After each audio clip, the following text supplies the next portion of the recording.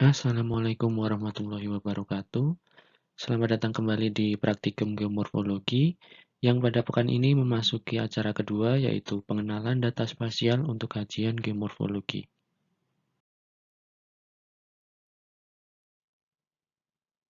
Tujuan pada acara dua kali ini yaitu pertama, mahasiswa mengetahui sumber-sumber data spasial untuk kajian geomorfologi, dan yang kedua, mahasiswa mampu mengenali informasi yang terkandung dalam setiap sumber data spasial untuk kajian geomorfologi. Kemudian, bagaimana teknik inventarisasi data yang dapat dilakukan? Yang pertama, dengan pengumpulan dan pencatatan secara langsung, baik di lapangan atau laboratorium, yang menghasilkan data primer. Dan yang kedua, pengumpulan dan pencatatan secara tidak langsung dari data yang sudah ada di berbagai instansi atau lembaga yang disebut sebagai data sekunder. Data lapangan yang dikumpulkan dapat berupa parameter-parameter geomorfologi, bentuk lahan, medan, maupun lahan, melalui pengamatan langsung maupun menggunakan berbagai perangkat. Data primer dapat juga diperoleh dari analisis di laboratorium dengan bantuan data-data seperti peta, citra, foto udara, atau pustaka terkait. Selanjutnya ada beberapa jenis data yang umum digunakan. Pertama, peta topografi atau RBI. Informasi utama yang dapat diperoleh dari peta RBI adalah informasi ketinggian yang ditunjukkan oleh garis kontur. Teknik interpretasi yang dapat digunakan dalam identifikasi bentuk lahan, yaitu dengan melihat pola pada garis kontur. Setiap bentuk lahan dapat ditunjukkan dalam pola tertentu, seperti pola garis melingkar dan rapat dengan penambahan nilai kontur ke bagian tengah pada kerucut gunung api, pola garis yang rapat dan tidak beraturan pada wilayah perbukitan, atau pola lingkaran-lingkaran yang berdekatan pada bentuk lahan kubah kars. Identifikasi juga dapat dilakukan dengan interpretasi pola aliran sungai. Berikut adalah beberapa informasi yang dapat diperoleh dalam peta topografi. Kelebihan peta RBI yaitu dapat memberikan informasi yang lengkap terkait kenampakan di muka bumi, dapat digunakan sebagai acuan dalam pembuatan peta tematik, serta mudah dipahami. Sedangkan kekurangannya, akurasi informasi yang sudah tidak lagi aktual karena masih banyak peta RBI yang disusun berdasarkan hasil survei pada tahun 1999. Data kedua yaitu model digital muka bumi atau DEM yang menggambarkan geometri dari bentuk permukaan bumi atau bagiannya yang terdiri dari grid raster yang mereferensikan titik awal dari permukaan bumi. Dalam hal ini nantinya akan muncul dua istilah yaitu DSM dan DTM. DEM dapat dibuat dari beberapa sumber seperti foto udara stereo, citra satelit stereo, pengukuran terestrial, interpolasi peta topografi, radar, maupun lidar. Kemudian terkait dengan istilah DSM dan DTM, DSM menampilkan seluruh objek yang ada di atas permukaan bumi, termasuk bangunan dan vegetasi. Pembuatannya juga lebih mudah karena hanya melakukan koreksi pada objek selain yang ada di permukaan bumi. Fungsinya lebih untuk keperluan telekomunikasi, perencanaan kota, dan penerbangan. Sedangkan DTM merupakan istilah yang lebih mendekati pengertian DEM sebagai penggambaran medan permukaan bumi karena tidak lagi menggambarkan objek di atas lahan. DTM dapat dibuat melalui fotogrametri stereo. Gambar berikut di kiri atas merupakan DTM, yang menggambarkan medan muka bumi termasuk tinggi muka air. Di sebelahnya, DTM dengan bangunan, vegetasi, dan muka air yang dianggap kosong. Di kiri bawah merupakan NVM yang sudah menghilangkan vegetasi. Di sebelahnya merupakan DSM yang masih menampilkan objek bangunan dan vegetasi. Dan di paling kanan merupakan CSM yang hanya menampilkan perbedaan ketinggian vegetasi. Data ketiga yaitu peta geologi, yaitu peta yang menggambarkan informasi sebaran dan jenis serta sifat batuan, umur, stratigrafi, struktur, tektonika, fisiografi, dan sumber daya mineral. Informasi utama yang ada dalam peta geologi yaitu satuan litostratigrafi, struktur geologi, korelasi antar satuan litostratigrafi, penampang geologi, dan simbolisasinya. Satuan litostratigrafi dasar dalam peta geologi adalah formasi. Formasi adalah satuan litostratigrafi yang memiliki kesamaan gejala litologi yang nyata, baik terdiri dari satu macam jenis batuan, perulangan dari dua jenis batuan atau lebih. Formasi dapat tersingkap di permukaan, berkelanjutan di bawah permukaan, atau seluruhnya terdapat di bawah permukaan. Struktur geologi adalah sikap perlapisan batuan yang dinyatakan dalam dip dan strike.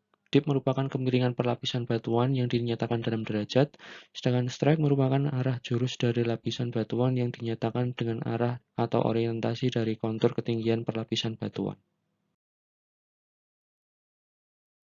Korelasi antar satuan litostratigrafi menginformasikan suatu satuan litostratigrafi dengan satuan stratigrafi di atasnya atau di bawahnya. Kontak yang selaras terjadi pada kontak antar pengendapan yang diselingi dengan interupsi kecil atau tidak ada sama sekali. Sedangkan kontak tidak selaras dapat disebabkan berbagai hal seperti erosi yang kemudian terendapi oleh lapisan lain maupun kontak antar jenis batuan yang berbeda. Kontak menjari terjadi karena satuan-satuannya berangsur berubah atau memiliki perbedaan pada suatu garis waktu yang sama. Sementara kontak membaji, jumlah dan jenis susunan formasinya tidak selalu tetap seperti lapisan yang tipis di tepi cekungan sedimentasi. Unsur lain dari peta geologi yaitu penampang geologi merupakan penampang topografi yang diberi informasi satuan litostratigrafi dan strukturnya.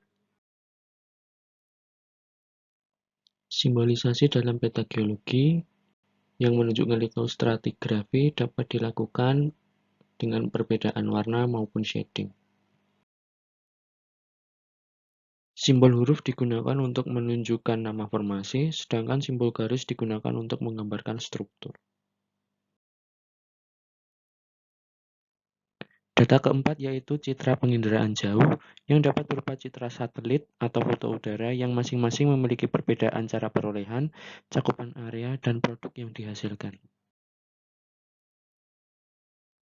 Berikut adalah beberapa sumber yang dapat digunakan untuk memperoleh data penginderaan jauh untuk keperluan analisis yang berbeda. Informasi dalam citra penginderaan jauh dapat diperoleh melalui proses interpretasi yang memiliki 9 kunci yang memiliki hierarki sebagai berikut. Berikut ini merupakan contoh foto udara dengan skala dan tahun produksi yang berbeda. Perbedaan skala dapat menunjukkan adanya perbedaan kedetilan informasi, sementara perbedaan tahun produksi dapat digunakan untuk mengetahui perubahan yang terjadi pada area yang sama. Berikut ini merupakan contoh citra warna tambak beresolusi tinggi yang menampilkan area pesisir. Interpretasi berdasarkan warna dapat dilakukan dengan mudah karena gambar yang dihasilkan detail. Atap bangunan dengan mudah dapat dikenali melalui citra ini dengan ukuran yang berbeda-beda. Atap berukuran kecil bertekstur kasar memiliki pola mengelompok dan berasosiasi dengan jalan merupakan area permukiman. Sedangkan atap yang lebih besar dengan pola teratur merupakan area industri. Vegetasi juga mudah dikenali dengan warna hijau bertekstur agak kasar dengan pola mengelompok maupun menyebar di sekitar area permukiman. Lahan tambak juga dapat dikenali dengan warna biru yang menyerupai air laut, bertekstur halus, berbentuk petakan-petakan, dan berasosiasi di sekitar muara. Tampak juga gosong sungai di tepi aliran sungai yang berwarna kecoklatan berwarna cerah, berbeda dengan tubuh air yang berwarna biru. Tampak juga sebuah daratan di muara sungai yang ditutupi vegetasi yang dihasilkan dari endapan material yang selanjutnya dapat berkembang menjadi delta jika terbentuk percabangan yang kompleks, sedangkan di bagian belakangnya dapat berkembang menjadi laguna maupun estuari. Berikut ini merupakan contoh identifikasi bentuk lahan menggunakan foto udara. Identifikasi dapat dilakukan dengan beberapa kunci interpretasi. Tampak pada gambar sebelah kiri bahwa Danau Tapakuda berasosiasi dengan aliran sungai. Dalam hal ini, badan sungai ditunjukkan dengan bentuk memanjang dan berkelok-kelok, serta memiliki percabangan. Rona yang tampak pada badan sungai ini tampak adanya perbedaan, yaitu rona gelap atau berwarna hitam yang menunjukkan tubuh air atau badan sungai yang terisi oleh air. Ada juga rona cerah atau berwarna putih yang menunjukkan material yang diendapkan oleh aliran sungai yang membentuk gosong sungai.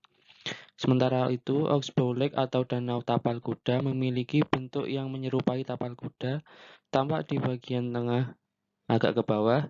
Tampak juga aliran yang memotong pangkal dan ujung aliran lama yang menyisakan bentuk lahan baru, yaitu Danau Tapal Kuda. Gambar di sebelah kanan merupakan kenampakan bentuk lahan gunung api yang memiliki tekstur kasar, memiliki pola aliran radial sentrifugal, rona gelap pada sudut yang berlawanan dengan arah pencahayaan, dan rona cerah pada sudut yang menghadap ke arah datangnya cahaya, yang menunjukkan adanya perbedaan lereng dan ketinggian.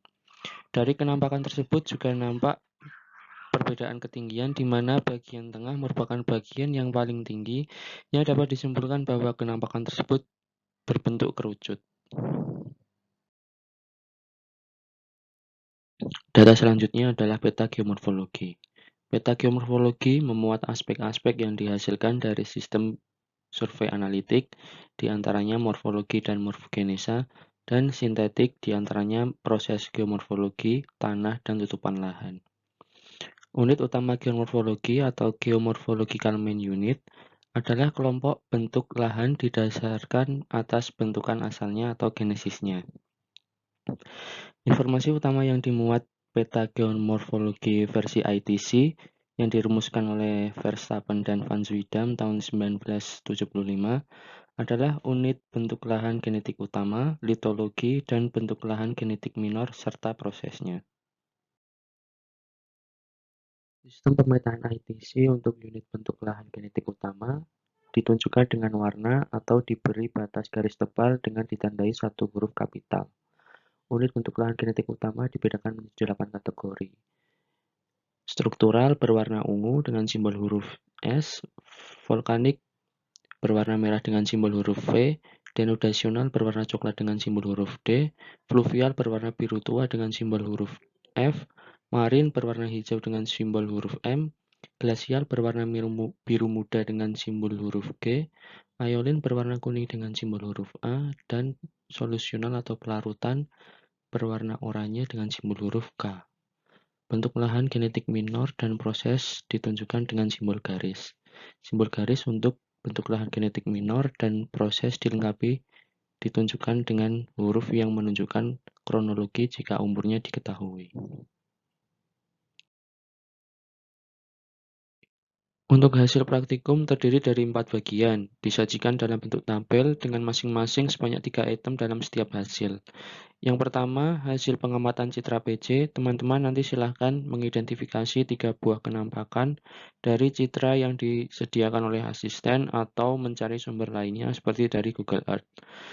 Kemudian di kolom paling kanan silahkan diberi keterangan kunci interpretasi apa yang digunakan dan bagaimana kondisinya dalam citra tersebut. Seperti contoh, kenampakan sungai berbentuk garis bercabang dan berkelok-kelok, memiliki rona gelap dan tekstur halus, dan sebagainya.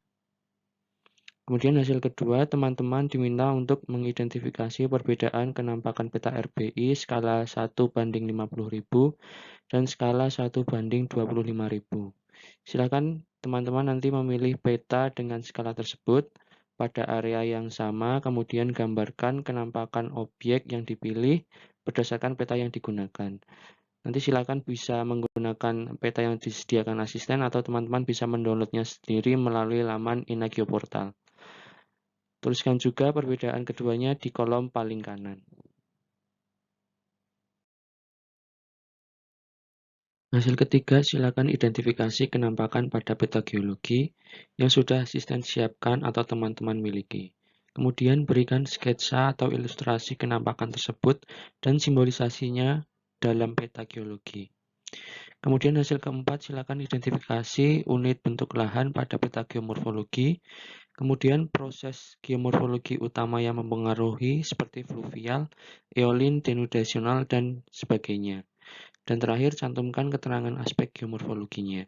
Jangan lupa untuk menyertakan sumber data yang digunakan dalam setiap hasil di bagian bawah tabel.